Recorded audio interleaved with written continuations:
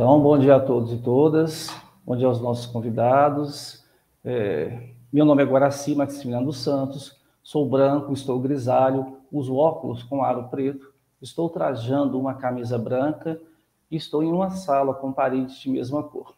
Sou psicólogo, especializado em Direito Público pela Namages, em Psicanálise e Direito pela Newton Paiva, sou mestre e doutorando em Ciência da Religião pela PUC Minas, membro do grupo de pesquisa Religião, Pluralismo e Diálogo, como também do Fórum Interreligioso contra a Violência e a Discriminação. Estou coordenador da Comissão de Orientação em Psicologia, Espiritualidade, Religião e outros saberes tradicionais do CRP, seção Minas Gerais. Para lembrar, estamos no primeiro Congresso de Psicologia, Ética e Direitos Humanos, organizado pelo Conselho Regional de Psicologia de Minas Gerais.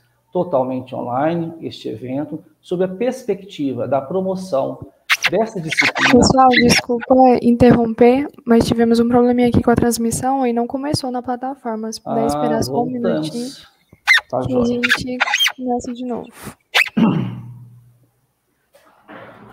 Vamos lá. E aonde que nessa plataforma que eu diminuo a tela, hein? Isso. Estou tentando aqui na sprint. Não tenho usado ela muito. A gente tem acesso ao chat também aqui, não?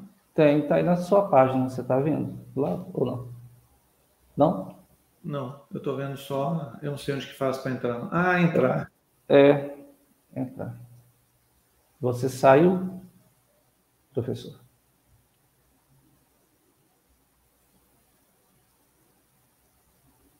Beatriz?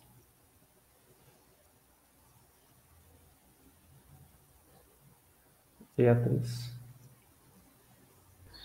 A gente está vendo o que faz aqui para voltar certo. a transmissão, que ainda não começou lá na plataforma. Aconteceram todas ao mesmo tempo, né? Todas as mesas estão acontecendo. Mesas. Então, há uma demanda muito grande, né? Para esses momentos. Assim, o evento ficou muito extenso, muito potente, né? Em relação às uma programação muito grande. Muito. Nossa, vocês estão de parabéns, viu? A organização está fantástica. O evento de 2020 nos preparou para isso, né? Que foi desafiante, aquele, né, da psicologia, da cleróide propriamente dita. Deu esse gás, né, para fazer esse grande outro momento aí, que é comemorativo também aos 60 anos da psicologia, né, no Brasil. Sim, regulamentação.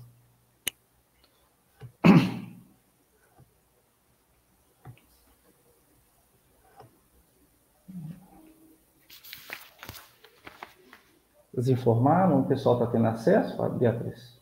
Não? Sim, eu estou acabando de informar aqui no chat que a gente teve um probleminha e já vai começar. Tá.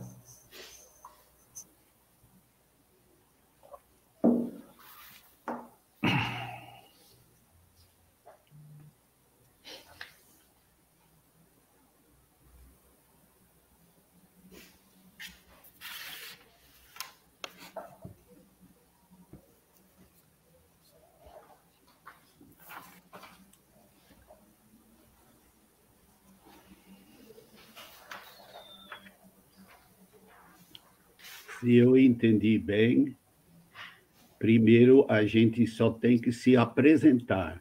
Pronto, né? Professor Frei Chico, a hora que o senhor for ter a palavra, o senhor faz uma descrição do senhor, só isso, básico. E aí o senhor pode falar da sua história e fazer a sua apresentação na sequência. É só falar para quem tiver alguma dificuldade visual, né, se orientar a partir da sua fala, quem é você, como você está, só para orientar essa dificuldade que possa ter para alguns assistentes. Assim. Entendi.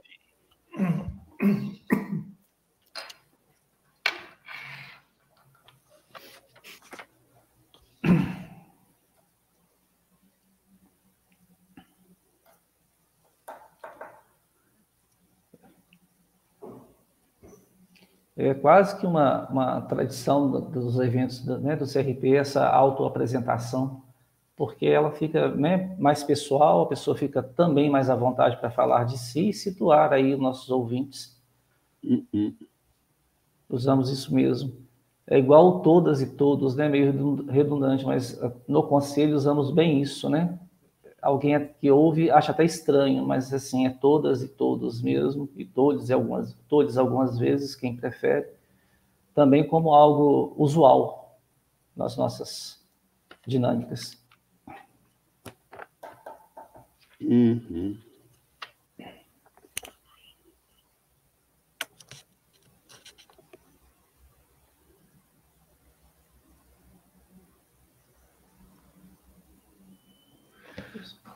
Agora sim, nesse estúdio aqui a gente fica sempre vendo essa tela aqui, né? Nós três juntos, vocês vão ficar na lateral e tal, né? É a hora que ela abrir a tela, a gente sai e fica na lateral, né, Beatriz? Isso, entendi. Eu tinha que dar uma Sim. diminuída, se quisesse também. Aonde que diminui nessa plataforma? Eu esqueci. Diminuir. Minimiza. Oi? Quando a gente coloca alguma apresentação, aí já minimiza. Tá. Entendi. Automaticamente, né? Sim. Aí quando tira, e fica do mesmo tamanho os três. E aí eu vou poder passar o slide, não é isso? Eles vão passar para o senhor? É isso? Não, eu passo, não é isso? Aí se quiser passar, consegue passar?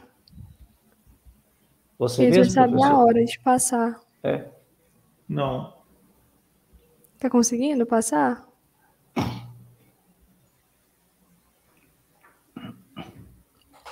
Já está a página aqui, né? Tá passando, professor? Ele saiu, peraí. Vou Caiu. de novo. Voltei já. Tá joia.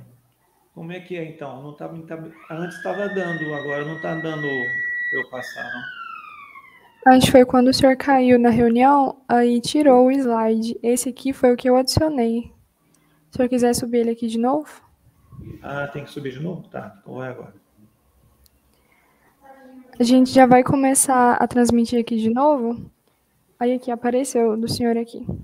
Vocês já fizeram aí a justificativa, né? Sim. Agora já vamos começar. Vou tirar vocês aqui para a gente começar de novo. Beleza. Sigamos.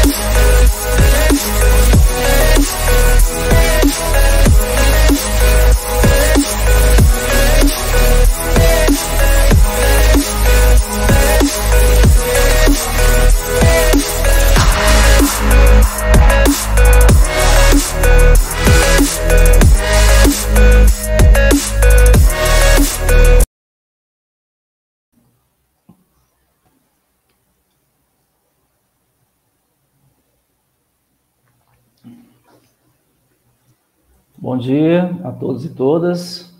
Prazer recebê-los aqui. Tivemos alguns problemas técnicos, mas que, contudo, foram resolvidos e podemos, então, começar a proposta do nosso encontro, né, da nossa mesa. Meu nome é Guaraci Maximiano dos Santos, sou branco, estou grisalho, uso óculos com aro preto, estou trajando uma camisa azul em uma sala com paredes de cor branca. Sou psicólogo, especializado em Direito Público pela ANAMAGES, em Psicanálise e Direito pela Newton Paiva, mestre e doutorando em Ciências da Religião pela PUC Minas. Sou membro do Grupo de Pesquisa Religião, Pluralismo e Diálogo e do Fórum Interreligioso contra a Violência e a Discriminação. E estou coordenador da Comissão de Orientação em Psicologia, Espiritualidade, Religião e outros saberes tradicionais, CLEROT, sediada no CRP, Minas Gerais. Lembrando que estamos no primeiro Congresso de Psicologia, Ética e Direitos Humanos, organizado pelo Conselho Regional do mesmo estado, um evento totalmente online, sob a perspectiva da promoção dessa disciplina enquanto ciência e profissão. Um grande evento comemorativo dos 60 anos de regulamentação desta área de conhecimento no Brasil. Podemos dizer que, no conjunto, todo esse congresso visa a melhor compreensão sobre o ser humano, para que nosso trabalho junto a ele possa ser mais eficiente na promoção da saúde como condição bio, psico, social e espiritual, conforme preconiza a Organização Mundial de Saúde, OMS.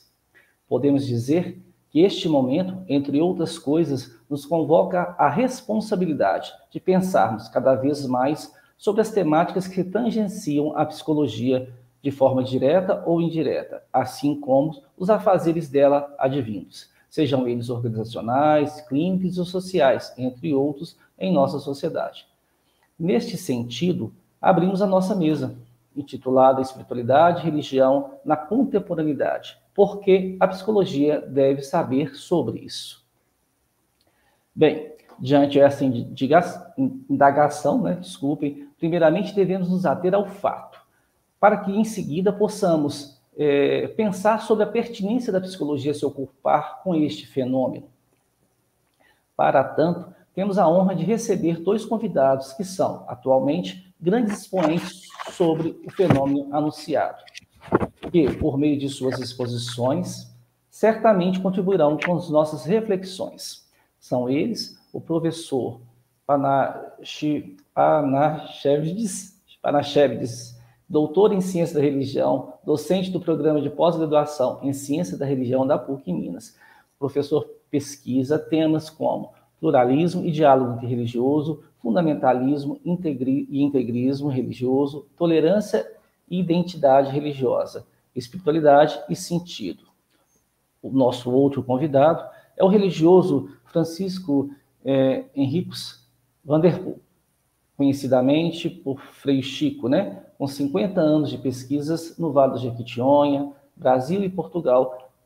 Nosso convidado é autor do Dicionário da Religiosidade Popular, membro de vários conselhos, inclusive o Conselho de Centro de Memória da Medicina, da UFMG, e palestrante do Instituto Jungiano de Minas Gerais. Feitas as apresentações, ressaltamos que a dinâmica das mesmas será a seguinte. Primeiro, nossos convidados farão suas exposições, num tempo em torno de 15 a 20 minutos, para, na sequência, abrirmos espaço para as perguntas que, assim como os comentários, devem ser feitas em nosso chat. Desde já, agradecemos a presença de todas e todos e desejamos uma boa dinâmica ao nosso trabalho. Fiquem à vontade, os convidados. Podemos, então, começar, professor Ruberley, a palavra é sua. Fique à vontade. Bom dia, Guaraci, bom dia, Frei Chico, bom dia a todos e todas aí que estão acompanhando o Congresso. Parabéns, Guaraci e toda a comissão pela organização, tá muito, muito boa, muito participativa, tá interessante mesmo.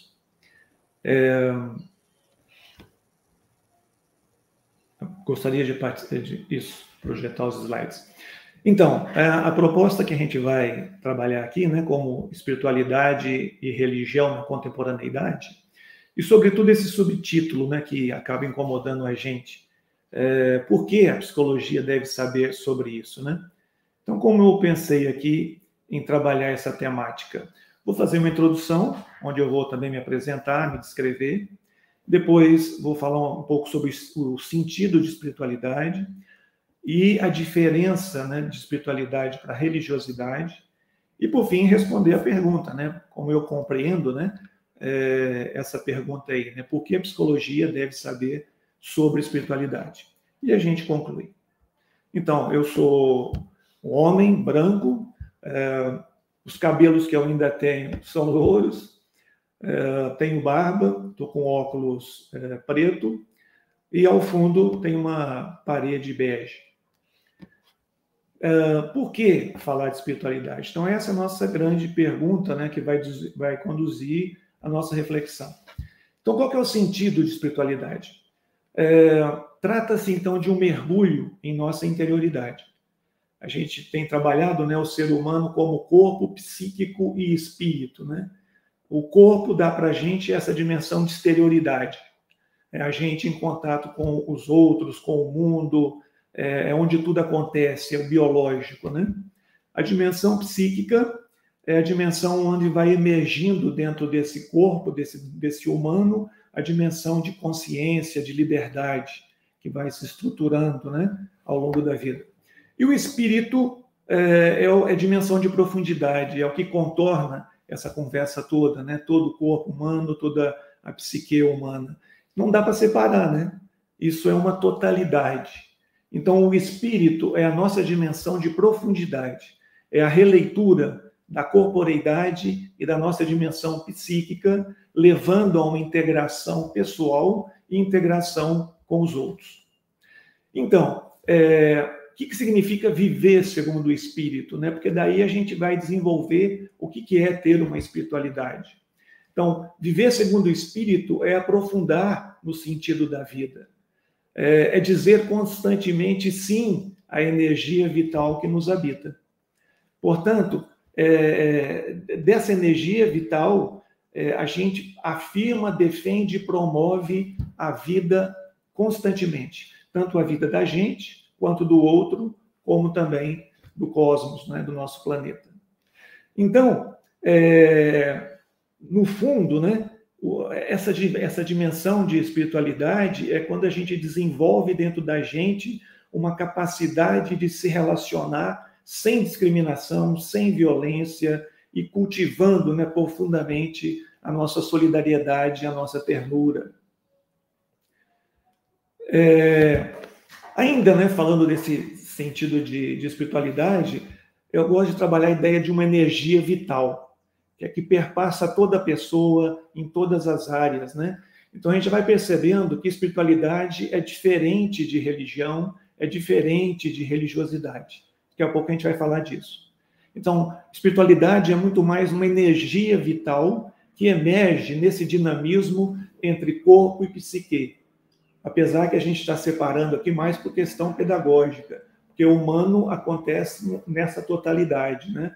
Então, a espiritualidade não é uma alienação, mas muito pelo contrário, né? A espiritualidade é construção de sentido. E muitos místicos denominam, né, de centro mais profundo. Falam até, por exemplo, Teresa, né, fala em sobrenatural, mas não é um sobrenatural que está fora. Ele brota dessa interioridade do humano.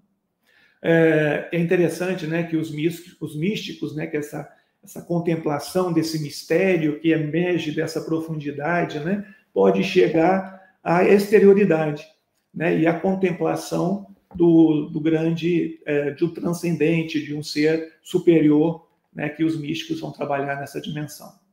E toda a espiritualidade cristã vai fazer essa articulação. Mas, inicialmente, a espiritualidade não está ligada à transcendência, não está ligada a esse ser superior. A espiritualidade é essa dimensão na profundidade do humano e onde a gente consegue aprofundar esse centro do humano, construindo uma vida com mais sentido. Aí vem, então, né, dessa conversa, olha, a diferença e a articulação entre espiritualidade e religiosidade. elas não são a mesma coisa, né? Então, enquanto a espiritualidade tem a ver com esse mergulho na interioridade, nessa energia vital que conduz a vida humana, a religiosidade, sim, a religiosidade é essa dimensão, né, de quando a gente descobre um mistério transcendente, que é algo que envolve o humano, envolve o cosmos com sentido e amor plenos. Então, aí que está a diferença. Olha, espiritualidade é um mergulho na interioridade. A dimensão de religiosidade é a abertura que o ser humano tem ao transcendente. É interessante, né, ter um ateu chamado Comte Sponville, francês. Ele fez uma distinção interessante, apesar que ele chamou de espiritualidade religiosa e não religiosa, e ele chama de espiritualidade do ateísmo, pela própria, imagino, né, pela própria tradição cristã, né, que fala muito de espiritualidade cristã, mas é nessa perspectiva de profundidade e já descoberta do transcendente. A rigor, a gente deveria separar, né? A espiritualidade é essa dimensão de profundidade, tanto que toda a dimensão oriental, né, sobretudo o budismo, trabalha muito nessa dimensão de meditação, de profundidade, de encontro com essa interioridade, com essa energia vital, né? Então, é isso. É essa busca de sentido maior. E o Sponville, ele vai separar, ele tem uma diferença entre absoluto e transcendente que é muito interessante. Então ele fala que o ateu, ele fala assim, ó, a espiritualidade é uma coisa muito bonita, muito rica, não dá para deixar só para os religiosos.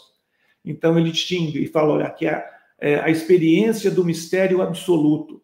Então o que é o mistério absoluto? É o mistério da vida, do cosmos, e ele dá o exemplo, né, de quando você está caminhando numa noite escura, o céu estrelado, uma lua, e você contempla, né, o mistério da natureza ali. Então ele fala que isso é a contemplação do absoluto, né, o absoluto da vida. E aí ele faz essa distinção, então deixa a dimensão de transcendência para os religiosos. Ele fala, eu não chego à dimensão de transcendência, porque eu não acredito, mas ele trabalha com essa dimensão, essa contemplação do absoluto cósmico, né? Então, essa é uma distinção interessante, né? A contemplação do cosmos, do absoluto, e a dimensão do transcendente. Então, quando você entra para a dimensão do transcendente, você entra na dimensão da religiosidade. Então, vem como entender essa religiosidade. Então, olha, é isso. A religiosidade é uma abertura que o ser humano tem ao transcendente, ao sagrado, ao ser superior. Aí depende um pouco das religiões, como elas vão denominar de Deus, né? Alá. Então, vem toda uma dimensão, né, de nomenclaturas que as culturas, as religiões vão trabalhando e vão denominando esse sagrado. E essa religiosidade pode acontecer de duas vias, através da experiência religiosa e através da experiência de Deus. São duas expressões já categóricas, né? São duas categorias já muito marcadas, né, na ciência da religião, né? Aí tem autores, né, como Otto, Eliade, que trabalham muito essa perspectiva. Mas o que é a experiência religiosa? A experiência religiosa ela é marcada pela experiência do medo e do fascínio. Tremendum e fascinus, diz lá o Maduro, né? O que é a experiência do medo? A experiência do medo é quando você está andando na rua e vem uma pessoa desconhecida, você já fica com medo, você vai fazer uma cirurgia e tem medo das consequências, você vai viajar de avião, você sempre acaba rezando antes, alguém está doente na sua casa, você procura o sagrado. Então, a experiência religiosa é marcada por essa busca do sagrado em momentos de medo, ou em momentos de alegria. Você encontrou uma pessoa, nasceu seu filho, você está fascinado com aquela experiência, você agradece a Deus, o transcendente. Então, a experiência religiosa está sempre marcada por essa experiência do medo e do fascínio. Eu brinco muito dizendo assim, né? Vamos supor, você está acostumado a rezar um Pai Nosso todo dia e, de repente, entrou numa situação de medo, né, da morte, vai fazer uma entrevista, né, para um emprego e tal, você passa a rezar 10. Passou a situação, você volta de novo ao seu um Pai Nosso. Entrou numa situação de crise de novo, está lá você rezando os 10. Passou, você volta para 1. Então, essa é a experiência que a gente vai ver o problema dela no próximo slide. Experiência de Deus ou a experiência desse ser superior, do transcendente, é diferente. Ela é marcada por esse sentido profundo, radical, de amor que brota na vida da gente, né? E a experiência de Deus acontece no dia a dia. Não é, às vezes a gente tem aquela visão, né, um pouco, às vezes bíblica, né, que o céu tem que abrir, uma voz tem que aparecer, uma árvore tem que pegar fogo para a gente perceber que Deus está ali falando com a gente. Não. Deus conversa com a gente, né, nos acontecimentos da vida. Então, isso é quem tem essa dimensão, quem vai desenvolvendo essa dimensão de profundidade e vai percebendo o sentido radical que as experiências da vida vão te dando. Então, isso é a experiência de Deus. É a experiência de sentido profundo, de amor profundo. Então, quando você reflete sobre isso, né, e percebe ali um sentido maior de vida, aquela experiência foi uma experiência de Deus. Às vezes você não denomina, né, mas no sentido que agora, né, você pode fazer o que os gregos falavam, né, em maiêutica, né? Maiêutica é dar à luz, né? E o Queiruga fala em maiêutica histórica, é dar à luz a presença de Deus ao longo da nossa história. Então você pode fazer agora uma retrospectiva e perceber, né, todos os momentos marcantes na sua vida. De repente, um primeiro emprego, um namoro que você teve, um curso que você fez, um livro que você leu, um filme, e assim por diante. Então, Deus acontece nas experiências da vida, provocando um sentido novo, né? Provocando uma vivência maior. Inclusive a dimensão da morte, né? Tivemos aí a questão da Covid, né? E várias pessoas perderam entes queridos, tal. Então, a reflexão sobre a perda, sobre a morte, pode trazer um sentido novo de vida, né? Pode fazer uma experiência e provocar um sentido reestruturador de vida. Agora, a experiência religiosa, olha aí, ela pode ser alienadora. Quando que ela é alienadora? Quando ela fica nela mesma. Porque daí não leva a pessoa a dar o salto para a experiência de Deus. Então, a religiosidade, muitas vezes, ela fica só nessa experiência do medo e do fascínio, né? Você procura Deus no momento do medo e volta no dia a dia, e assim por diante. Você fica só, vamos dizer, nesse círculo vicioso e não consegue dar o salto. O legal é que quando a pessoa sai da experiência religiosa, você pode ter tido uma experiência de medo no passado ou num passado recente. Se você refletir sobre a dimensão de profundidade, se você refletir sobre essa situação, sobre esse medo, você pode vir a dar à luz a uma nova experiência, uma experiência de sentido radical. Então, isso aí você passou de uma experiência religiosa para uma experiência de Deus. Para chegar à experiência de Deus tem que ter experiência religiosa? Não. Quer dizer, são duas experiências que estão, né, do humano, né? Às vezes o humano, por questão cultural, por questão da religião, que a gente vai falar aqui, ó. O que é a religião? A religião é a institucionalização do sentido de religiosidade. A religião, ela surge no Neolítico. Antes da religião, já existia a dimensão de espiritualidade, a gente poderia dizer, óbvio, né? Que é dessa conjugação do corpo, psíquico e espírito, né? E também a religiosidade, enquanto expressão de busca desse ser superior. Aí vem no Neolítico, quando o ser humano se torna não mais fixo, né? Não mais nômade, ele se torna agora, começa a criar a religião. Então, ela começa a criar rituais, criar verdades, criar dogmas, criar códigos para direcionar a vida. E aí tem, né, vantagens e desvantagens, né?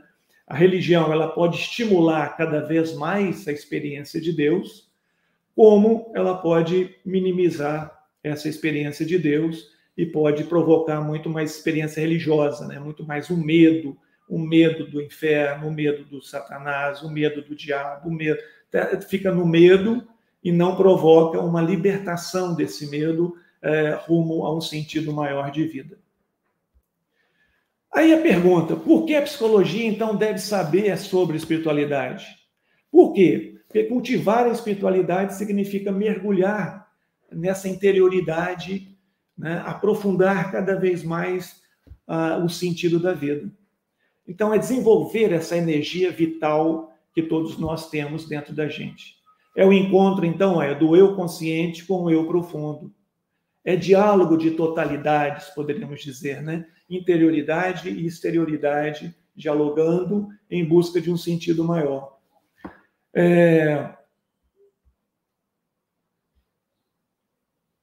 Portanto, olha aí, e aqui eu concluo, né? Desenvolver a espiritualidade no cotidiano da vida é fundamental. Por isso que psicologia e espiritualidade podem ser muitas parceiras, né? Podem caminhar juntas, né? Exatamente para quê? Para que o ser humano descubra cada vez mais sentido da vida. As injustiças que estão presentes na sociedade, ou mesmo na exploração da natureza, do cosmos, é complicado? É. Por quê? Porque pode bloquear o exercício de aprofundamento. Mas também, por outro lado, ela pode estimular, né? Tanto quando você contempla injustiças no mundo, no cosmos, quando a injustiça acontece com você, discriminações e tudo mais, você pode estimular e desenvolver ainda mais a sua espiritualidade, a sua busca de sentido, e aí essa busca se torna profundamente libertadora, não só para você, como também para as outras pessoas. E o desafio está aí, ó, é nós, né? Nós todos estamos aí nesse desafio constante, que é nos colocarmos nessa inter-relação constante entre corpo, psíquico e espírito. Então, exterioridade e interioridade sendo cada vez mais vivida ou sendo buscada num equilíbrio de vida. Então, esse é o nosso desafio, essa é a nossa busca de ser cada vez mais seres espirituais, para quem é religioso, seres religiosos, né? Desenvolver a sua religiosidade.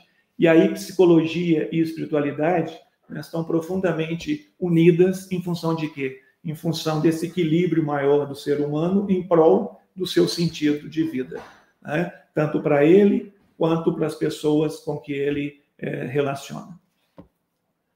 Muito obrigado pela atenção de todos. E aí agora volto com Guaraci, né, para a gente também escutar o Frei Chico. Nós que agradecemos, professor Roberley, pela rica exposição, né? Então, na sequência, como combinado, os parabéns já estão aí colocados. Passamos a palavra, então, ao Frei Chico, que há de nos brindar aí com a sua experiência, a sua vida, com muito conhecimento, né, dessa vivência da cultura e na cultura. A palavra é sua, Frei Chico, por favor. Sim, então vou me apresentando. Eu sou um frade franciscano, um holandês que chegou ao Brasil na década de 1960, e fui parar no Vale do Jequitinhonha, onde entrei em contato com a religiosidade popular, mas que é a religião do povo, a maneira do povo viver. Naquela região, 31 municípios, 16 sem um padre. Então, o povo mesmo organizava sua religião com muita riqueza e dignidade. Eu vi eu não sou psicólogo, mas tenho participado, sobretudo, no Instituto Jung, que valoriza a identidade cultural na própria psicologia. Então, eu nasci em 1940 e foi o início da Segunda Guerra Mundial, que terminou quando eu tinha 5 aninhos. A miséria, o sofrimento que causou esta guerra, chamada Guerra Mundial, Segunda Guerra Mundial, isto fez surgir uma preocupação internacional de vamos reunir. Então surgiu a ONU, as Nações Unidas, e fez a Declaração Universal dos Direitos Humanos. Bem, para preparar a minha palavra aqui, eu olhei o convite que falou em direitos humanos, em ética, espiritualidade, religião, contemporaneidade, diversidade e pluralidade, né? Pensamentos e práticas. E isto são palavras tiradas da carta do convite que eu recebi. Então, eu preparei os temas para falar bem prático a partir destes termos. Então, os direitos humanos, a ONU, e foi possível este evento mundial por causa dos meios da comunicação. Nunca tinha tido uma guerra mundial, mas por causa do surgimento do telefone, do rádio, isso foi possível, então, um pensar mais mundial. Então, depois disso, surgiu o Concílio Vaticano II, falando em religião, e que falou que a igreja é o povo, e mudou do latim para a língua vernáculo, e falou que é um só Deus. A diversidade de pensamentos e práticas ganhou espaço na religião. E aí a pluralidade, o mundo multicultural, questionou a ciência, a política universal, que até hoje é um grande problema, a religião e a ética, de que também falou o nosso convite.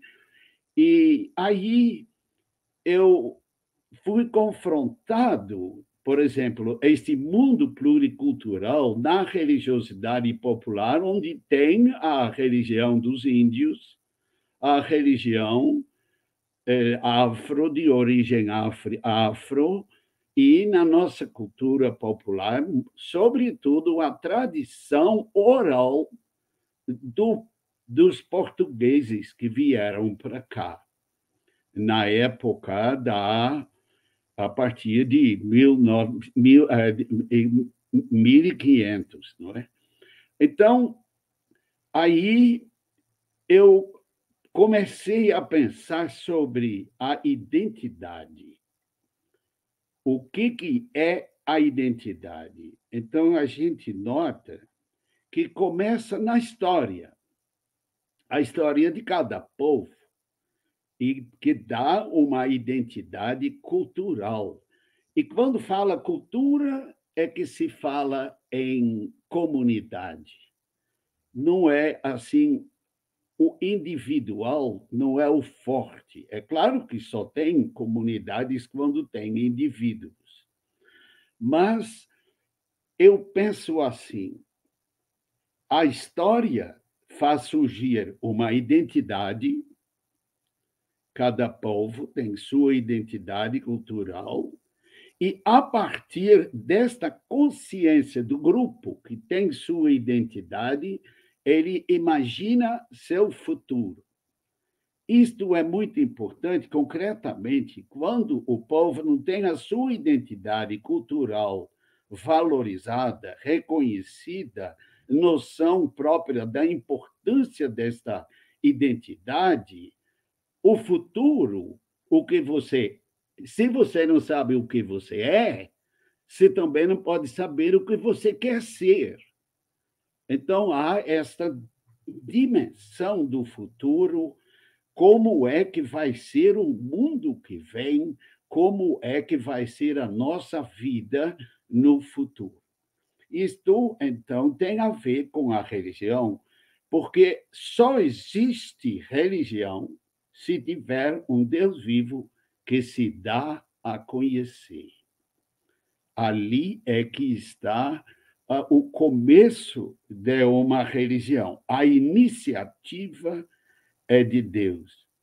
E com ele nos encontramos na vida e também no culto.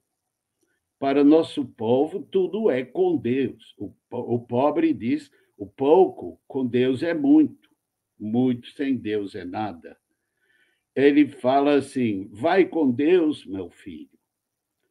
E na vida, a religião é uma dimensão da vida. E se separar esta religião culto da religião vida, vai haver uma alienação. Na cultura popular, tudo é com Deus. Com Deus me deito, com Deus me levanto. Então, em primeiro lugar, Deus na vida. Aqui, então, nós vamos voltar ao tema da contemporaneidade, que também estava nesta nossa carta do convite, e significa que a verdade, contemporaneamente entendido, a verdade se busca. Não é uma verdade fixa, porque faz parte de alguma teoria ou doutrina. Não, a verdade se busca sempre, e o pensar é livre. E o bom senso vem justamente da parte cultural, vem justamente do fato que fazemos parte de uma comunidade. Ali, então, vamos ter um conflito entre a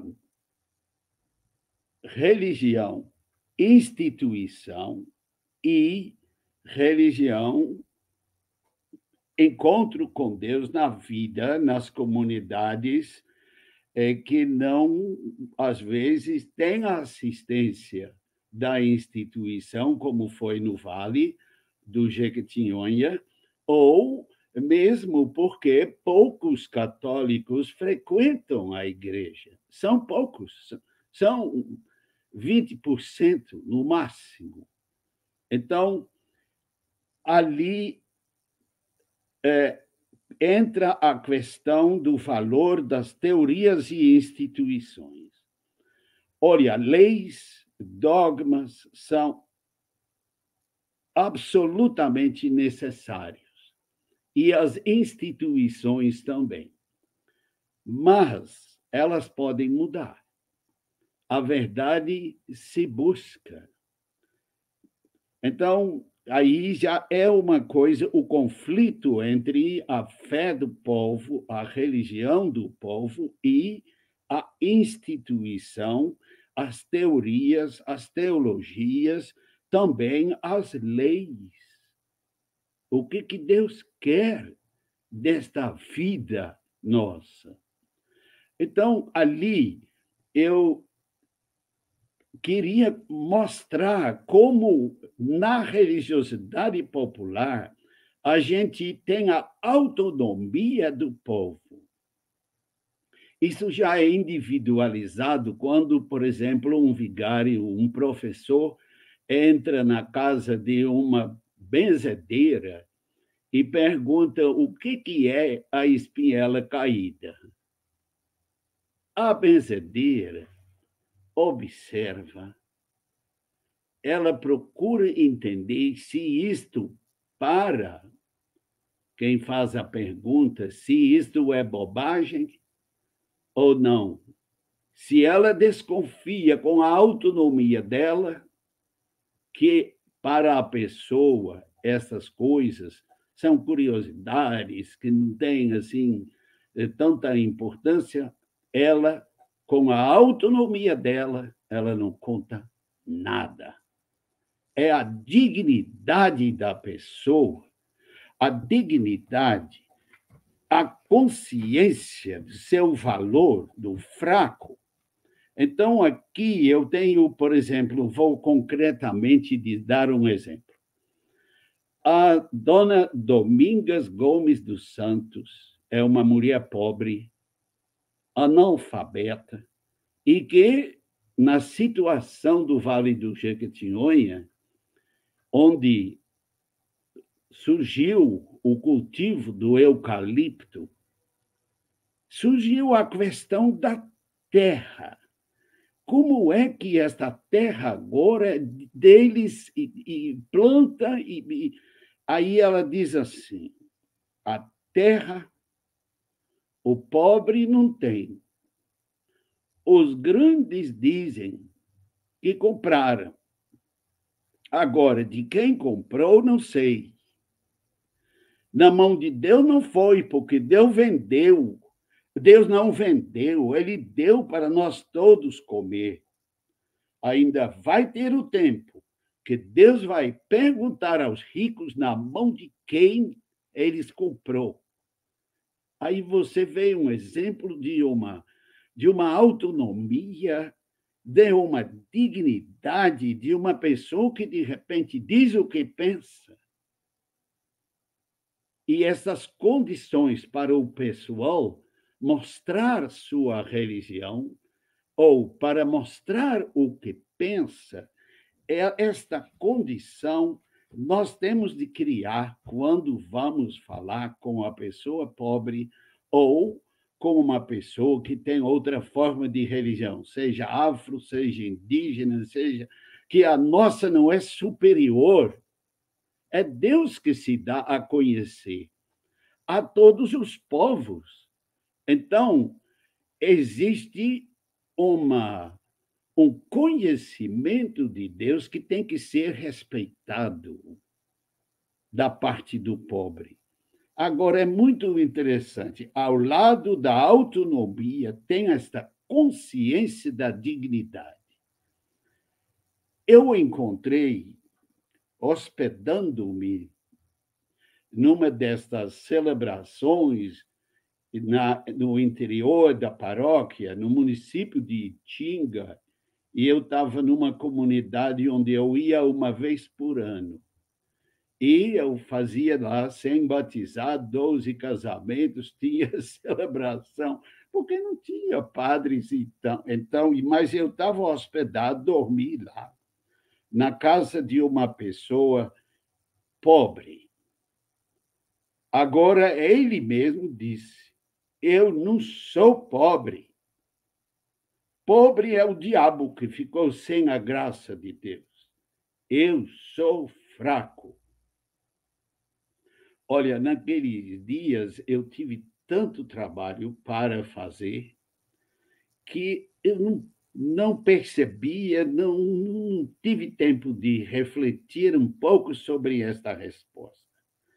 Mas quando ele disse, não sou pobre e eu sou fraco, fraco é o oposto de poderoso.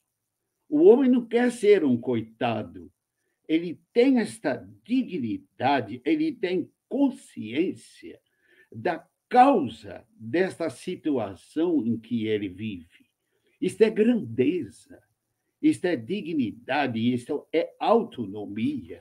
E é só respeitando isso, criando condição à pessoa pobre para dizer o que ele pensa, é que nós vamos realmente aprender os valores da cultura do povo, a dignidade do pobre. A pluralidade é riqueza. E o pensamento redondo é a única maneira de encaixar as verdades, as teorias, as instituições num dicionário que fala de tantos povos e tantas situações, quer dizer, tantas origens, né, do povo brasileiro, afro, indígena, e da situação social diferente do pobre, do rico. Então, para encaixar isso tudo num dicionário, foi preciso abster-se desse desejo de encaixar isto nas teorias que nós aprendemos ou de que fazemos parte. Por exemplo, eu como padre franciscano dentro da Igreja Católica. Não, para mostrar a dignidade do povo, e a pluralidade como riqueza da experiência religiosa de um Deus vivo na vida do pobre e, sobretudo, das comunidades que criam suas formas culturais, isto aí a gente tem que se abster dessas coisas absolutamente necessárias, são teorias e instituições, sem as quais a comunidade, a sociedade não funciona, né? Mas num dicionário e numa tentativa de valorizar, é preciso de tomar distância dessas coisas, teorias e instituições fortes, né, que são necessários. Então, é o pensamento redondo que eu falo que me ajudou a lidar com essa riqueza, com essa diversidade, e que fazem parte da identidade do povo brasileiro, que até hoje, muitas vezes, não tem assim esta consciência, o lugar, por exemplo, a representação do povo no governo, quanto o negro, os afrodescendentes são muito mais do que a metade do povo brasileiro, mas não está representado.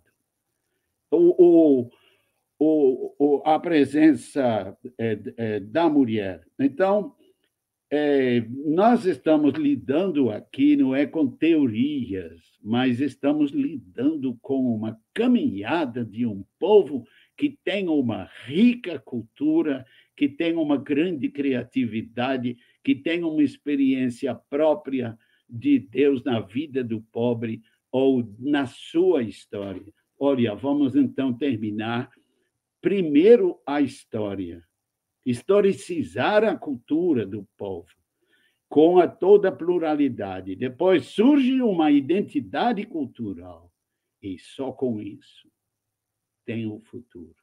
Muito obrigado, vocês. Talvez minha conversa foi um pouco confusa, mas 20 minutos é pouco para fazer um resumo de tudo que a gente viveu. Obrigado.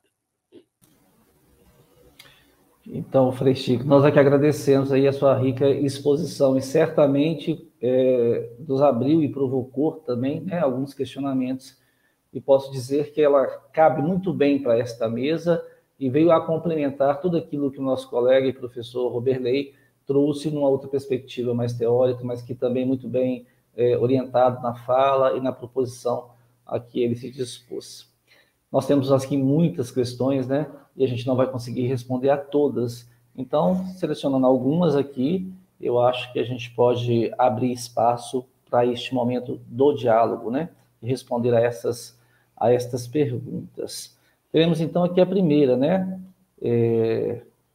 Da Paula Emanuele.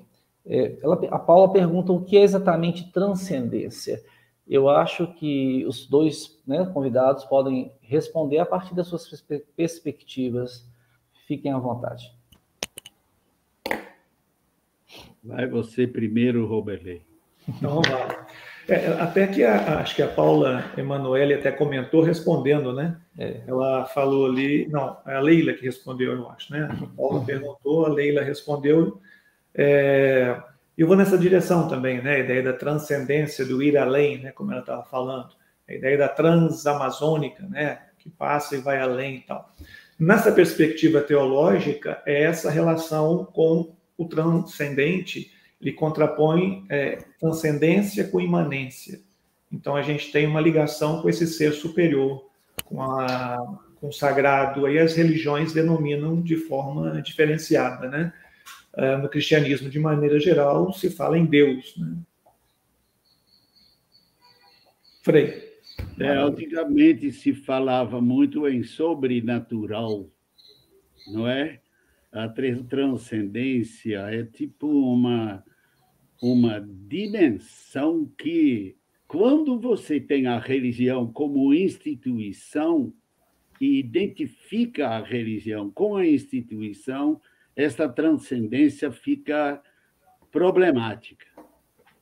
Enquanto na vida real e não só do indivíduo, mas das comunidades, a transcendência na religião, não apenas do culto, que nunca se pode separar, ela ganha um outro conteúdo, né? Não separado do real que a gente vive, na teoria, na doutrina teológica. Maravilha, Frei Chico. Obrigado. Vamos então para a próxima, que é do Richard Bastani, né? Ele pergunta ao professor Roberley, a maçonaria é uma experiência de espiritualidade ou de religiosidade? Obrigado aí, Richard, pela pergunta. Interessante que a maçonaria, você tem que ter a sua religião para participar da maçonaria. Então, ela é muito mais uma perspectiva de filosofia, né? Ela reúne, né, pessoas que cada um tem a sua tradição religiosa. Aí que está a questão. Porque cada pessoa, como eu disse, são religiosidade e religiosidade e espiritualidade são diferentes, né, nessa concepção que eu estou discutindo com vocês, né? Enquanto espiritualidade é essa profundidade na interioridade do humano, portanto, todos fazemos esse mergulho, e é fundamental que nós todos façamos. Por quê? Porque é nessa profundidade que a gente consegue articular o que eu estava falando antes, corpo e a nossa psique. O corpo é a dimensão biológica, é o ser no mundo. A dimensão psíquica, você já vai trabalhando a dimensão do estar no mundo.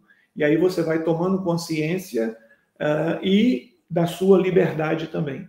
Consciência e liberdade é que nos define, né, enquanto seres humanos, mas está para além disso. Onde que está o para além? É exatamente o equilíbrio feito pela espiritualidade, pela dimensão de profundidade do humano.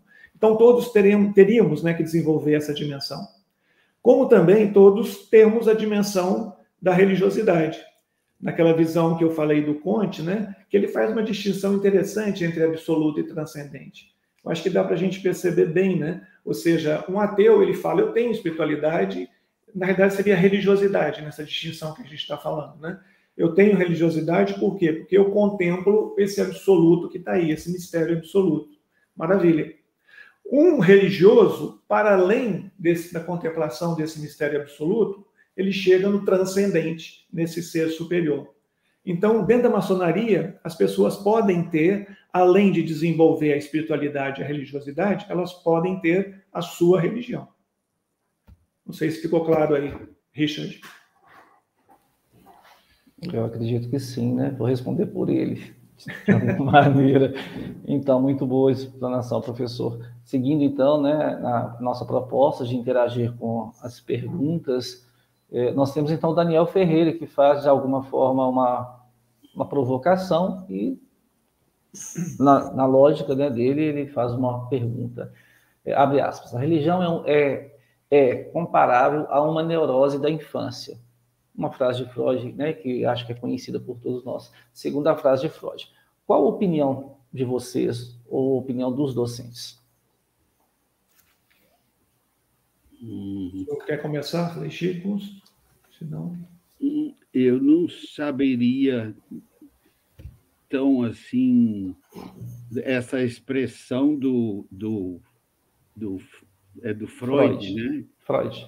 É muito forte, parece que é exagerada, e eu não sei onde começar a responder, e também não sei se isto, no momento, para nós, seria um assunto tão importante. Mas talvez Roberley pensa diferente da minha parte, e eu dou todo espaço para você, Roberley. Sim, como provavelmente ele é psicólogo, né? Então, isso é importante, né, na discussão da psicologia, né? Eu não sou psicólogo, né? Então, essa é uma frase, né, fantástica, mas a gente sempre tem que situar os autores no tempo deles, né? Então, lembra que ele está numa modernidade e vem dessa discussão da modernidade que foca, sobretudo, na racionalidade humana. Não sei se eu gosto daquele livro dele, do Totem Tabus, quando ele fala exatamente, no fundo, ele vai falar dessa experiência religiosa, né? Quando ele fala que o pai era o grande totem, os filhos se reuniram, a ceia totêmica, né? Mataram o pai, comeram a carne do pai, acreditando que o poder que estava no pai passaria para eles. Só que, depois dessa experiência, né, dessa ceia, eles tiveram dois sentimentos, exatamente, da culpa e do medo. E é interessante que, com Freud, se percebeu que a culpa e o medo é anterior à religião. Porque se achava, né, que a religião é que provocava culpa e medo, né, por causa do inferno, Satanás e tal. Não, quer dizer, ele mostra que a culpa e medo é anterior, né? E também ele vai falar mais à frente, né, da consciência infantil, né? É quando ele trabalha, ou seja, toda vez que você trabalhar os seus medos e as suas culpas no divã, você não vai precisar mais pegar na mão de Deus, né? Por quê? Porque você vai dar conta pela própria racionalidade de desenvolver a sua vida. Então, essa é a crítica que ele vai fazer à religião, né? Porque a religião atrapalha, entre aspas, aí, nessa perspectiva, nesse momento, esse desenvolvimento dessa saúde mental da pessoa. Então, pela própria experiência que ele estava vivendo no momento que ele faz essa grande crítica, né? Porque a religião, ela estava com um papel muito mais opressor, e a religião pode ter esse papel opressor enquanto estrutura institucional. Agora, a espiritualidade não. A espiritualidade, exatamente, aí a gente fecha com a ideia de ter a saúde mental, ela está exatamente nessa reflexão sobre a profundidade do humano. Então, espiritualidade, alguém tinha perguntado lá, acho que é a Leila, né? Se o psicólogo pode ter religião, já vou aproveitar agora sim. Sim, sem dúvida, não tem problema, quer dizer, ele pode ter a religião dele, só que a religião não deve, na minha opinião, óbvio, né? Não deve conduzir, né, as discussões nas orientações. Quer dizer, aí ele tem que saber distinguir, né, uma coisa da outra. Agora, que o psicólogo deveria, não só o psicólogo, né, todos nós deveríamos aprofundar a nossa espiritualidade, sem dúvida. Seja lá, né, a terapia ou a psicanálise e tal, quer dizer, o que ela é? Ela é fundamental para a gente avançar cada vez mais em nossa espiritualidade, em nosso conhecimento profundo, em nossa saúde corporal e mental. Então, esse mergulho, ele é fundamental. Então, não foi o Daniel, né? Daniel, no contexto do Freud, né, essa frase dele valeria, né, ser afirmada. Hoje em dia, a gente tem uma outra leitura dessa concepção, inclusive, né, da própria teoria de Freud.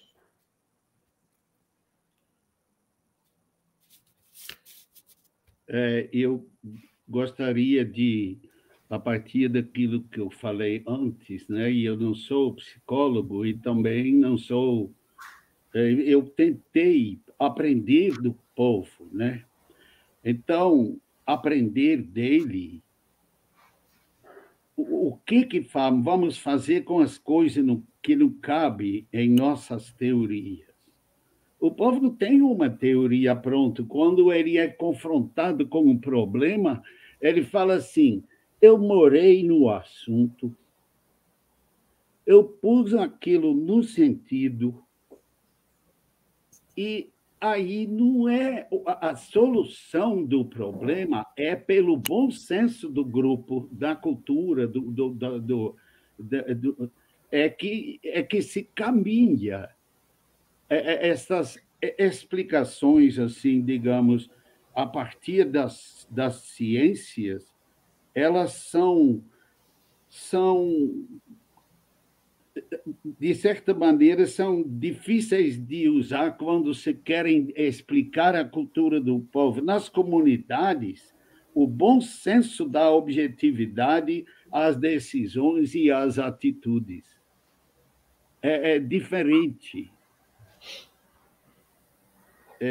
Já que é para dar uma contribuição a partir da cultura do povo, se você quer aprender coisas do povo, E para dar valor à vida e à religião do povo, a gente tem que se distanciar de muita teoria e até achar possível que as estruturas oficiais são possíveis mudar na medida que o povo começa a participar, seja respeitado, seja na igreja, seja no governo, seja na ciência.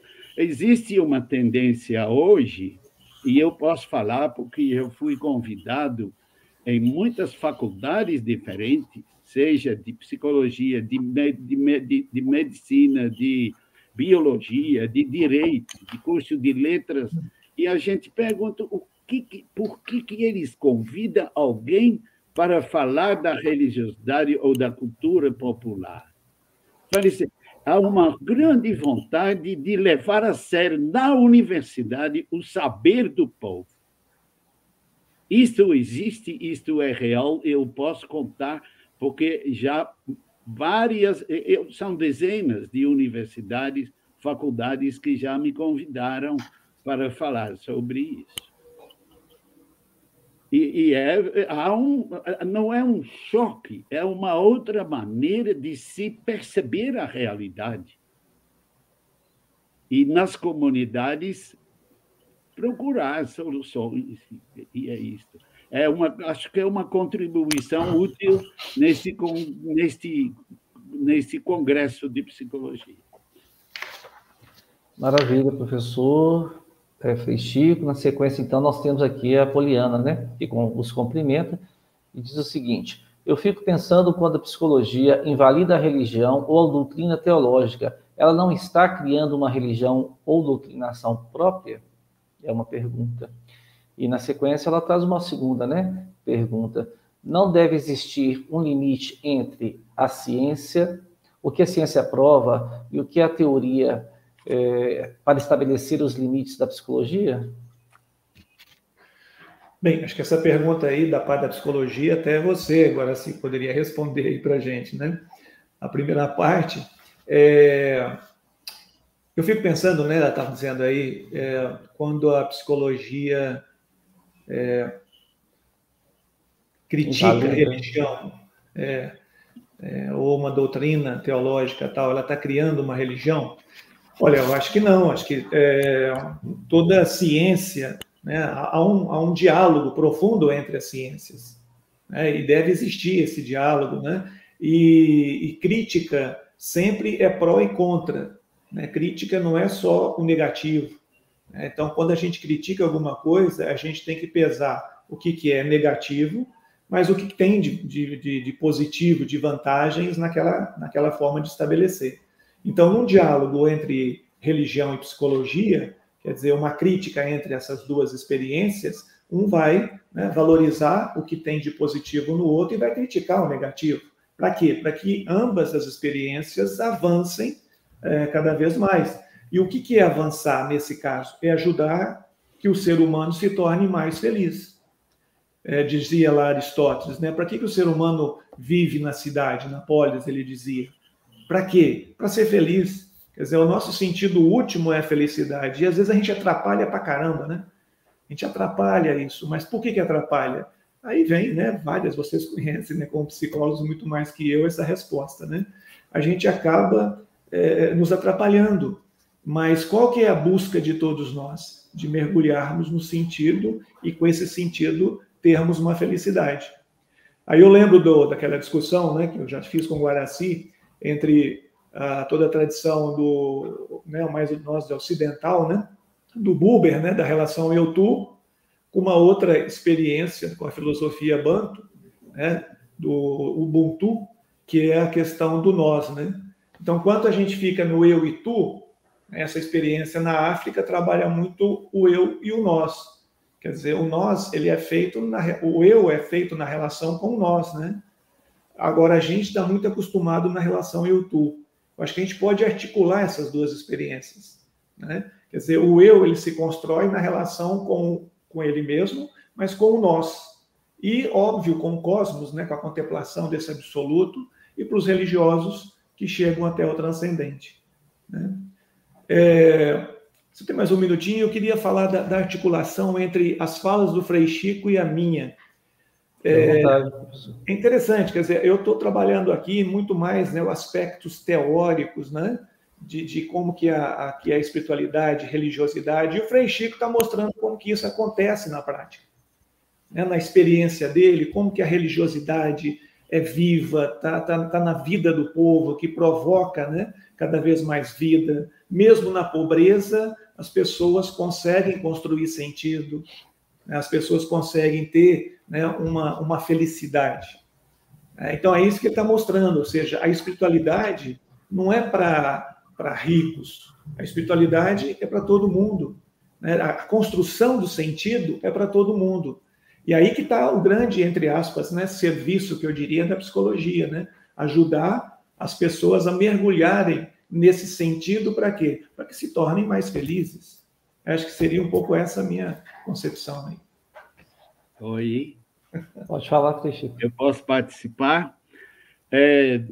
Não estou discordando, não. E eu estou me lembrando, nesse momento, que quando comecei a estudar teologia, um dos professores falou assim, é muito engraçado, na teologia, no catecismo, nós temos também tem amor, esperança e fé, 3 virtudes teologais.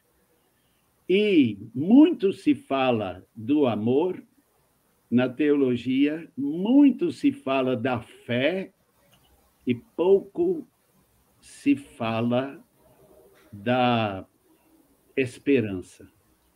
E, ao mesmo tempo, nós temos 3 conceitos de Deus. Deus Pai, Deus Filho, que 3 conceitos não, a união de Pai, Filho e Espírito Santo. E a teologia elabora muito sobre Deus, o Criador, o dos 10 mandamentos, e muito sobre Jesus Cristo, o Salvador, a cruz, as bem-aventuranças, o Evangelho. Pouco sobre o Espírito Santo. Por que a esperança e o Espírito Santo, na tradicional teologia, não era valorizado? Porque são dinâmicos. Estão olhando o futuro, a esperança. O mundo pode mudar e que coloca relatividade nas coisas fixas. E o Espírito Santo, o típico dele é renovar, é criar. Então, não é à toa que as igrejas evangélicas dão tanto valor, nós também, ao pentecostalismo, que é um lado dinâmico, dinamiza, renova. E aí é que está uma abertura para a segurança, quer dizer, que completa a segurança que teorias e instituições nos dão. Que se você, de repente, diz assim, ó, instituição de segurança, eu vou entrar no trânsito, vou andar do lado esquerdo, porque eu sou livre. Você vai morrer. Se não respeitar as instituições e as teorias, o mundo não funciona. Mas eles têm esse lado dinâmico, eles podem mudar e nós somos responsáveis por isso. E a tranquilidade que a comunidade oferece, o bom senso, é muito importante. É o tal da democracia, e tem outras dimensões que têm a ver com isso. O que é a democracia quando você quer mudar o mundo nos diversos países? Então, é uma coisa bem profunda, mas que faz entender o que significa relativizar teorias ou estruturas, instituições.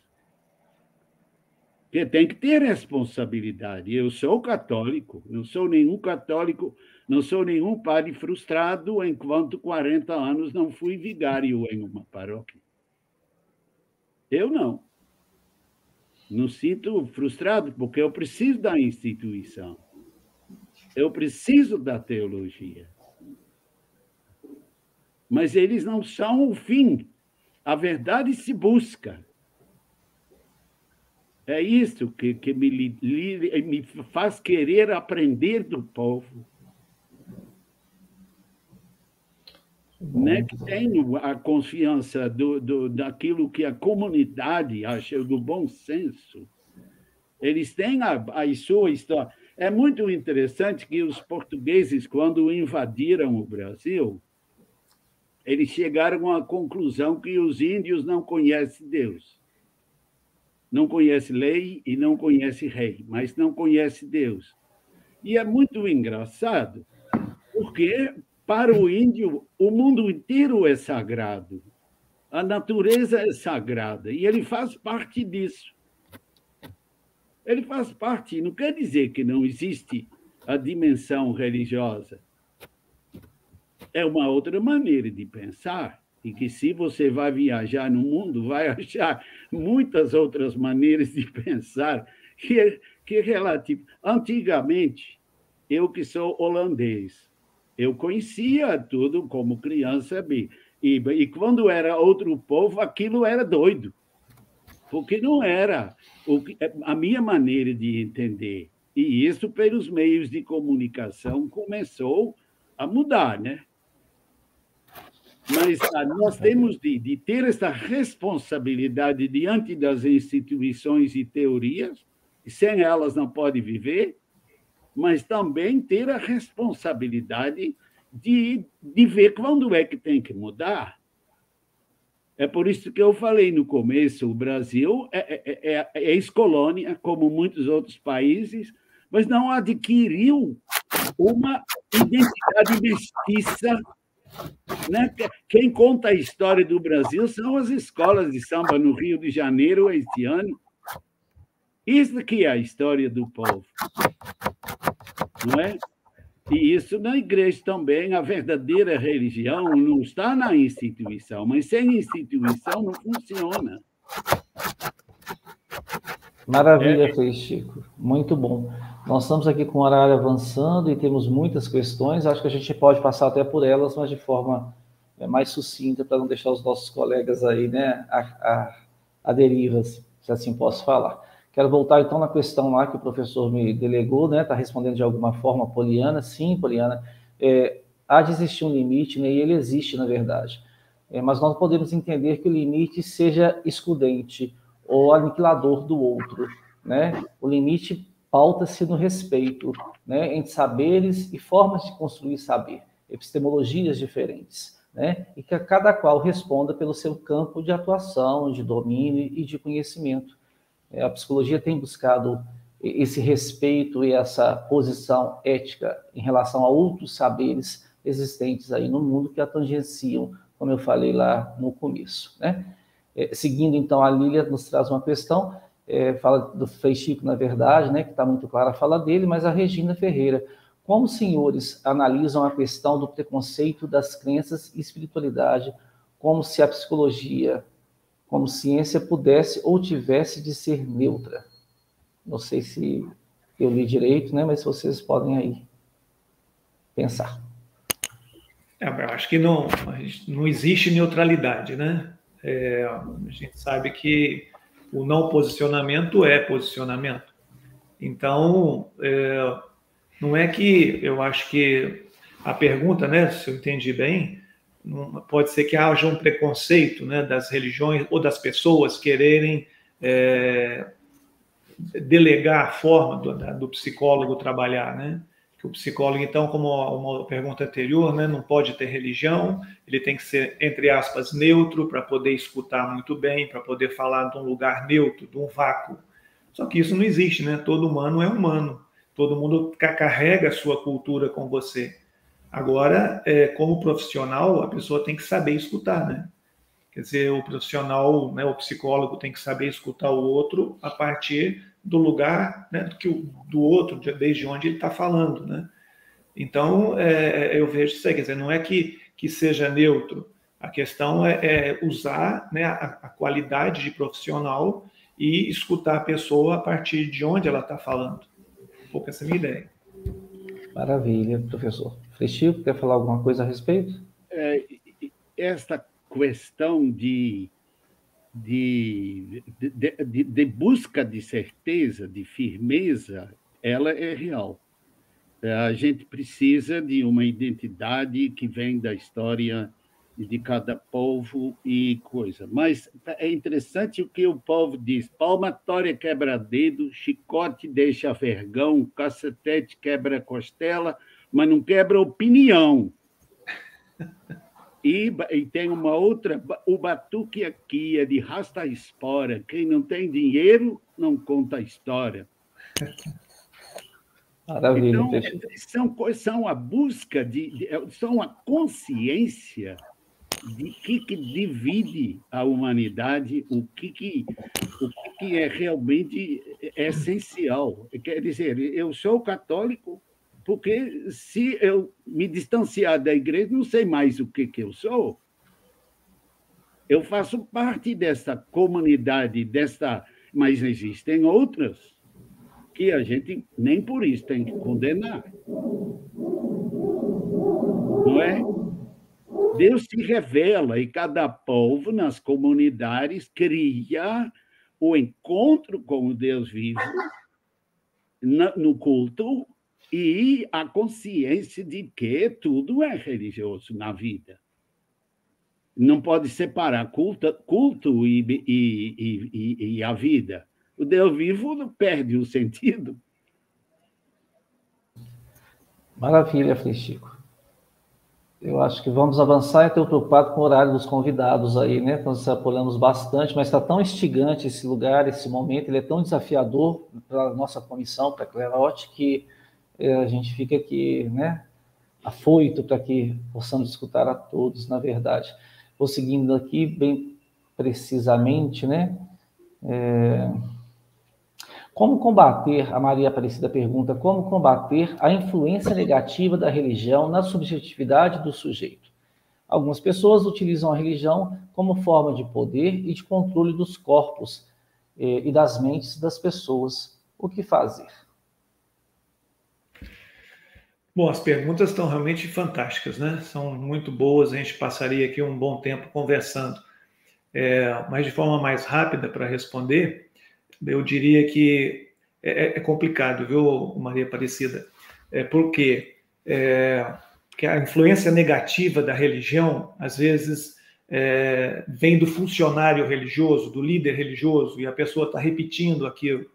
Quer dizer, aí, primeira coisa, enquanto psicólogo, que eu estou imaginando que você seja, né, no consultório, e como trabalhar isso, ou seja, realmente escutar, né, ver de onde que ela está falando e exatamente trabalhar. Eu acho que essas conversas que a gente tem, os cursos que a gente faz, leituras, é para ajudar nesse sentido, né?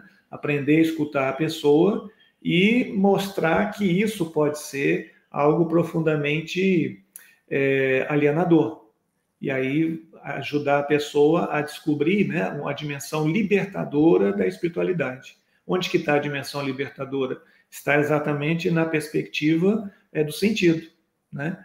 Então, tanto religião, enquanto instituição, que a gente falava, né, como estrutura das verdades, dos dogmas, ela deveria, né, colaborar com essa libertação, com a felicidade das pessoas, mas nem sempre faz. Se chegar até vocês, né, no consultório, eu acho que a importância é trabalhar isso, com o cuidado, como o Frei Chico falou no começo, né, de respeitar as diferenças, respeitar as crenças que cada um traz, mas tem que lapidar no sentido de possibilitar a libertação dessas pessoas, né, o bem-estar da pessoa.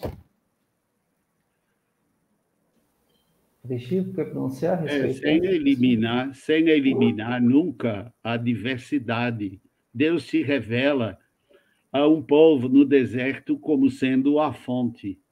Há um povo que mora na beira do mar como aquele que dá o alimento. Há um povo nômade como o pastor, a imagem masculina de Deus, né, que defende os animais das feras e o povo, não é? Então, a experiência religiosa é a base da religião concreta de cada povo. E do escravo, ou de quem vive em outras situações extremas. Então, o Deus é o libertador, aquele que tirou o povo dos judeus da escravidão do Egito.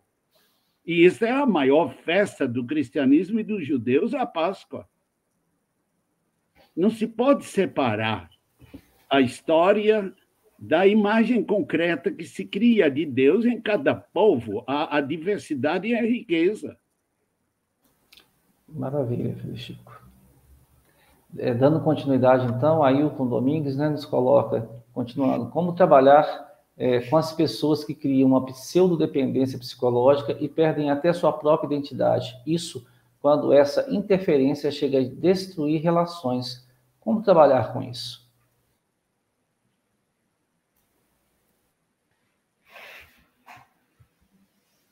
Alguém se manifesta? A questão, eu queria até trabalhar um pouco, o Frei Chico falou algumas vezes de identidade, né? E você trabalha a identidade também. Acho que a questão da identidade, ela é uma discussão fantástica, né? Eu apaixonado com ela. Sem história, não tem identidade, né? Você pergunta a uma pessoa, quem é você? Ou quem é seu pai? Onde é que você mora? É a história dele é que faz a identidade. Exato. Não é? E a religião também tem disso. Pois é, eu queria trabalhar... Bom, eu sou professor, né? Então eu tenho as manias aí de criar lentes, né? Eu trabalho muito com a ideia de criar lentes, chaves de leitura para a gente poder enxergar a realidade, né? Então, essa ideia de identidade, eu gosto de uma definição que vem do Paul Ricoeur, que ele distingue identidade idem para identidade ipse. A identidade idem é a que a gente traz na tradição, é o que o Frei Chico acabou de falar, é toda a nossa história que está fixa na gente. Então, nós todos trazemos uma história. A identidade ipse é a que está em construção, é a que a gente caminha e vai construindo. Então, o presente é esse hífen entre o idem e o ipse. Mas nós só vivemos esse momento, ou seja, a gente vive somente esse intervalo, né? Então, a gente traz toda a história da gente e já a gente tem perspectivas de construir para frente. Mas a gente vive esse momento. E nesse momento a gente está em relações, a gente articula, a gente planeja a partir da nossa história, a partir das nossas condições, a partir dos nossos sonhos. Então, como trabalhar isso? Eu acho que é mostrar isso, é mostrar que nós vivemos frutos da nossa história, só que daqui para frente, de repente, a gente pode fazer diferente, né? A gente pode criar uma outra pessoa, ser uma outra pessoa a partir das nossas querências, né? Como diria lá Guimarães Rosa, né? Então, se você quer, você pode transformar, né, toda a sua história fixa, né, e mudá-la. Então, daqui para frente pode ser diferente, né? E você pode reestruturar a sua vida. Eu vejo dessa forma como trabalhar com reconstrução de identidades, inclusive. Eu acho interessante refletir sobre a palavra relatividade. Que relatividade significa ter um link com uma relação e tem a relação com a experiência concreta de um Deus que existe, que se revelou na sua história. Então, é uma relatividade que existe entre os povos, que tem seu conhecimento, mas nem por isso a gente acredita que é um Deus só. É um Deus só, em todas as religiões, que se revelou de acordo com a realidade de cada povo. E aí a imagem de Deus é sempre relativo à experiência religiosa que esse ou aquele povo teve. Maravilha, Frei Chico. Avançando, então, tem uma pergunta para o Frei Chico aqui, né, objetivamente para ele. Frei Chico, como saber se temos um chamado na espiritualidade? Não entendi. A Regina Alves lhe pergunta, Frei Chico. Mas a palavra... Como saber se temos um chamado na espiritualidade? Um chamado, uma vocação. Não, eu penso que se o Deus vivo se revelar, você pode acreditar ou não acreditar. Se você acredita que a realidade é esta, que Deus se revela, então não tem... Então é isso. Para você, Deus é assim, e o que não nega a possibilidade de outro povo, outras comunidades. O bom senso vem mesmo da comunidade, que vai dizer, não, você está exagerando, não é assim, não. Ou isto é bonito, isto não é bonito. Isto tem a ver com a própria comunidade, que forma com bom senso o projeto da vida ou a maneira de se organizar, né? Seja na religião, seja na ciência, seja na democracia. E aí se torna importantíssimo a história. Não é? A história do povo brasileiro para se tornar uma nação que se orgulha de seu país, de sua riqueza, de sua população, tem tudo a ver com o reconhecimento da história e da concreta revelação que a gente recebe. Então, a identidade cultural de um povo tem que ser ensinado na escola. Eu estava falando, as escolas de samba que estão mostrando a verdadeira história do povo brasileiro. Mas para virar uma nação que o povo se orgulha, o povo tem que estar representado no governo. Eu não estou fazendo política, eu não tenho partido, eu sou holandês, eu não sou nem naturalizado no Brasil. Não porque eu não quis, mas porque nunca apareceu e agora que eu sou velho não vou mais naturalizar. Mas eu amo esse povo.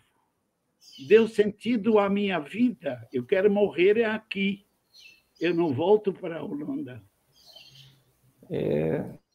Sentido, né? Essa coisa do sentido, essa palavra nos provoca muitas coisas, né? E como Mas dizia Vitor... a história, a identidade de um povo depende do seu conhecimento e reconhecimento da sua história, como todo. Não é? E isso tem a ver, claro, com a dimensão religiosa que está incluído nisso. Maravilha, Frei Chico. Muito obrigado. Vamos passar, então, para as últimas já perguntas, né? A Maria Eduarda pergunta como podemos psicoeducar uma pessoa que mistura psicologia com religião e espiritualidade?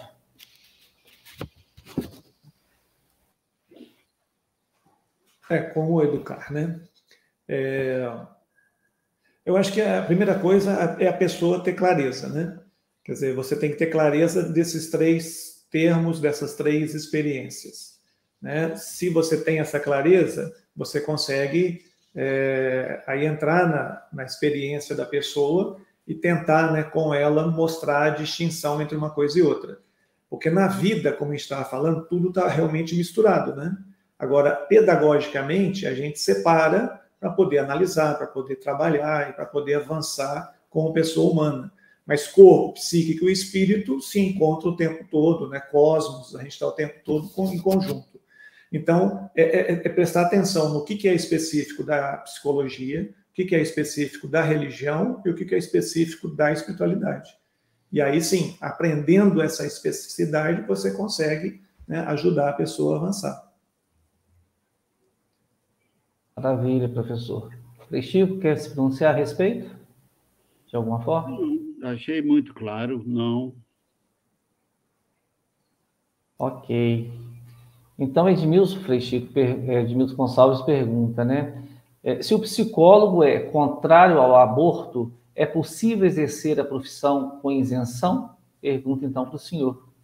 Olha, quando eu sou convidado para fazer palestra numa faculdade de medicina e eu não sou médico, se alguém me pergunta uma questão sobre medicina, eu faço assim, ó, tem algum médico na sala que pode responder que esta coisa específica da psicologia eu não vou responder, não, porque não sou psicólogo. Maravilha, Sou então. gente, né? É bem isso mesmo, a gente está nesse lugar da provocação e tem algumas questões que realmente a gente não vai conseguir acompanhar nesse momento porque demanda um tempo maior, né, de discussão. Eu quero marcar que existem aqui muitos comentários positivos, parabéns, cumprimentos aos colegas da mesa, e vamos então aqui para esse último momento, né? Se eu me esqueci de alguma coisa, me perdoe, ou de alguma questão tenha passado também. Eu vou trazer então um comentário aqui da Maria de Lourdes, que finaliza todos os outros já colocados, né? É bem verdade que o psicólogo não pode influenciar nas questões religiosas, mas o ser humano é corpo, alma e espírito. Ou seja, a espiritualidade intrínseca nessa tridimensionalidade, independente das crenças ou religião. O homem é, de certa forma, direcionado pelo espiritual. Eu vou fazer um comentário, então, Maria Aparecida, que somado a essa tríade, ou essa dimensão, nós temos que também considerar, e eu acho que é possível, né, na verdade, a dimensão social, como preconiza lá a OMS, né? E aí o Frei Chico trouxe isso muito, na verdade, né, de forma muito exemplificada, essa dimensão social aonde a humanidade se manifesta e com quais recursos ela pode fazer isso. Né? E o professor Roberley nos orientou de forma também brilhante sobre os conceitos que podem promover essa dimensão espiritual como uma forma de melhor viver, né? Uma forma salutar diante ao mundo. Pode falar, professor. Só uma questão nessa tríade aí que ela colocou, corpo, alma e espírito. Bom, questões técnicas só, né? A palavra alma a gente usa muito, sobretudo no cristianismo, né? Mas seria melhor usar até espírito mesmo, porque a ideia de alma é ânimos, é animação de vida. Então, todo ser vivo tem alma, nesse sentido. Todo ser vivo tem animação de vida. Agora, a dimensão de espiritualidade nessa tríade, nós é que temos.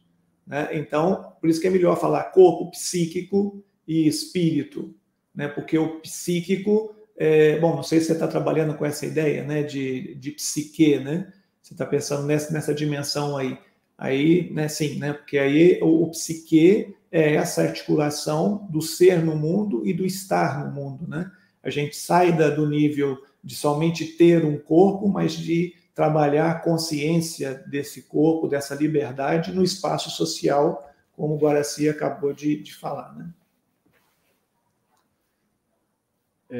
A busca da verdade para o povo tem tudo a ver com o bom senso da comunidade em que ele faz parte. Quer dizer, a verdade é definida como algo que se busca, sempre. Né? As teorias são necessárias, as instituições também, mas a verdade se busca. E ali vem, então, o bom senso, que é um conceito aberto, mas é o bom senso de um grupo que, na cultura popular, determina o que é certo, o que está errado, o que é bonito, o que não é bonito, mas é um bom senso da comunidade que é o que dá esperança de encontrar uma resposta razoável para a razão, para o nosso pensar. Não é? Eu entendo assim. Maravilha, Chico. Eu acho que nós podemos, então, caminhar aí, né, para o nosso encerramento, na verdade, né? E fico muito satisfeito com a possibilidade desse encontro e o quanto que ele foi provocador, frutífero também, né? Nos trouxe aí muitas realidades a serem analisadas e, nesse sentido, construir possibilitar construir conhecimento, né? Deixamos, então, aqui e lembramos que nosso evento, né, continua, né? Ele termina hoje. Queria saber, então, da disposição de vocês, né, que nos assistiram até então, lembrando que nós tivemos, na verdade, né, 8 conferências, 26 minicursos e 52 mesas. Quero dizer que o nosso evento, então, continua a partir das 14 horas, com outras tantas mesas que podem ser apreciadas em nossa programação. Seria isso. Podemos, então, encerrar. Para o Frei Chico, professor Roberley, quer deixar alguma mensagem aos nossos companheiros e companheiras? Eu gostei muito de estar junto com o Roberley, que nós vivemos em mundos diferentes, não é? Mas conseguimos dialogar. E tem um verso que diz assim: vamos dar a despedida como deu a saracura, bateu asa e foi dizendo, paixão de amor não tem cura. Muito bem. Também foi um prazer, né? Conheço o Frei Chico aí de longa data, né? Essas experiências dele são fantásticas, né? A gente sempre aprende muito, né? Nos diálogos, nos encontros, tanto formais, mas sobretudo os informais, né? Muito bom estar nessa mesa, estar também com o Guaraci, né? Parabéns aí pela organização. Minha palavra final é um pouco nesse sentido, né? Ou seja, que a gente tenha, então, esses óculos, né? Lentes para saber distinguir as experiências, né? O que é religião, o que é religiosidade, o que é espiritualidade, o que é psicologia. Então, com essas distinções, eu acho que a gente consegue, enquanto profissionais, né, cada um na sua área, poder tanto se ajudar, quanto ajudar as pessoas a construírem felicidade, né, a construírem sentido. Porque é isso que é realmente a razão da gente, né, estar na sociedade, né, da gente viver, né, e construir sentido para a gente e para as pessoas que estão conosco, né?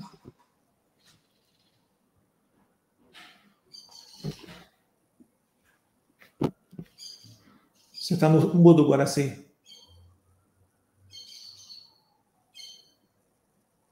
Eu estou com uma obra aqui do lado agora, não sei se vocês vão ouvir, e aí eu fico tentando manejar.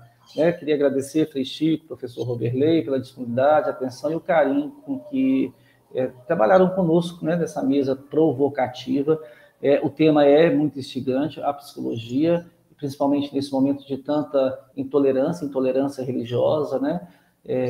E o que a psicologia tem a ver com isso, de que forma que ela pode ajudar esse interim, né, existente entre o que é a profissão e o que é ciência, e o que é a vida, o chão da vida, melhor dizendo, né? Eu queria deixar aqui o meu agradecimento especial à Beatriz, que nos acompanhou até então, a nossa técnica, e a Natália, o seu empenho e dedicação aos nossos eventos, e especificamente esses, né, que estamos nele, para assim podermos caminhar. Pode falar, Frei Chico. O povo diz, o pouco com Deus é muito, o muito sem Deus é nada. Está aí o valor da revisão. Tudo bem. Maravilha, Frei Chico. Eu estou tentando aqui manejar o barulho e a nossa fala, então a gente acaba perdendo um pouquinho, me desculpem aí, né? É a hora que eu me perco na fala. Mas é isso, a intenção é realmente provocar, criar um espaço de discussão. Espero que tenhamos aí outros momentos de encontro. Se Deus quiser, no ano que vem a Clerote está fazendo o seu, especificamente, congresso novamente, e conta com a participação de todos que tiveram presentes até o momento, e aos professores e ao Frei Chico, que tanto colaboraram conosco. Seguindo, então, formalmente para o nosso encerramento, nós precisamos disso, né? O CRP Minas Gerais, por meio da Comissão de Orientação em Psicologia, Laicidade, Espiritualidade, Religião e outros saberes tradicionais, a Clerote, agradecem as colaborações e valiosas discussões levantadas pelos palestrantes, Frei Chico e professor Roberley, aos quais renovamos nossos votos de estima e apreço. Agradecemos também a todos os espectadores que acompanharam até agora e as suas interações, assim como os diversos setores do Conselho, pela sua dedicação, pelo seu compromisso com este evento e atenção às diversas comissões presentes neste. Com muita satisfação, né? Então, que encerramos o nosso encontro e na perspectiva de nos encontrar aí várias vezes à frente. Muito obrigado. Frei Chico, professor Roberley. Até mais, colegas. Amém.